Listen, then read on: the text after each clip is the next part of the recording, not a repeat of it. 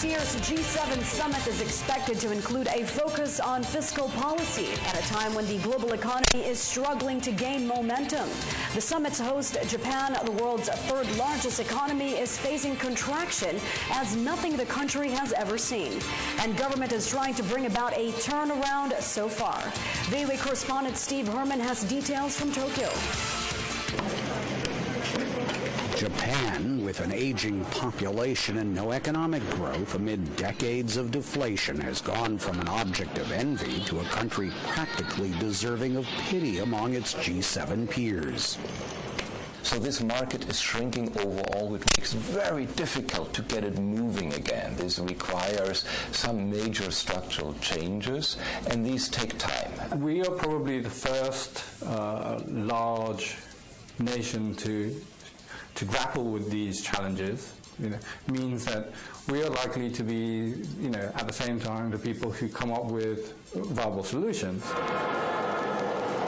Prime Minister Shinzo Abe's attempted solutions, fiscal stimulus, monetary easing, and structural reform, Abenomics' three arrows, have fallen short of the mark.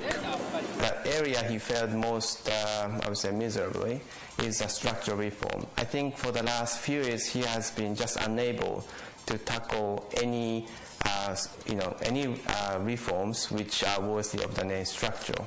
Despite Japan's efforts, so far consumers, from young people struggling in their first jobs to retirees with ample savings, are reluctant to open their wallets. Abenomics has failed to get citizens to spend because people are uncertain about the future. So the government needs to try something else. Suggestions from economists include imposing negative interest rates on or taxing ordinary savings deposits and forcing companies to significantly hike wages. But some assert it's more a matter of psychology than economics. It's just confidence. If you look at the last 20 years, the economic fundamentals, the infrastructure, government politics, these things haven't actually changed. At the end of the day, we're in where we are because it's just this lack of confidence. After the G7 summit, all eyes will turn back here, the Bank of Japan. Its governors are urging patience for a few more months until their stimulus measures already enacted show some results. If the economy does not improve, more radical moves, as some advocate, could be taken by the central bankers. It is not unusual these days to see people in restaurants eating together but not interacting with each other.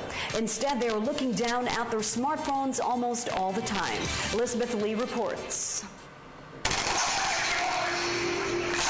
From fending off boredom to looking for love, almost everything these days can be done with a mobile device or computer anywhere in the world that's connected to the internet. One of the problems with technology is we often try to think about it as either monolithically good or bad, and it's not. It's a tool. From a tool that helps parents stay connected to where their children are, to a mirror that can connect to friends or enhancing one's shopping experience, Intel's Bridget Carlin says a connected world is a richer world. We're at a time where technology is being valued not just for the device that it produces, but for the experience it makes possible. The experience of meeting people has changed with the internet. Whether it's on social media or on a dating website, users are exposed to a much larger group of people than was possible before. And that's another one of technology's benefits, says Sam Yegan, who has headed several internet dating websites. That 1 in 3 marriages starts online, and I can tell you that those marriages and those relationships end up being far more diverse than those that don't. And I think that's good for the world.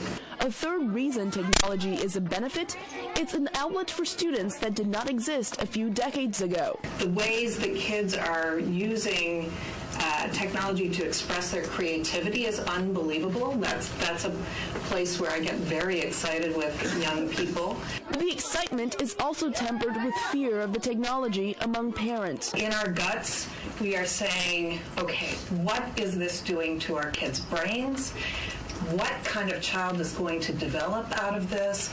Really and truly, how are we going to navigate this world with a child who begins to use technology and respond at age 2 to 4. Research shows too much screen time takes away a key social skill. In the past 30 years, all the ways that we know how to measure empathy among college students has decreased by 40%.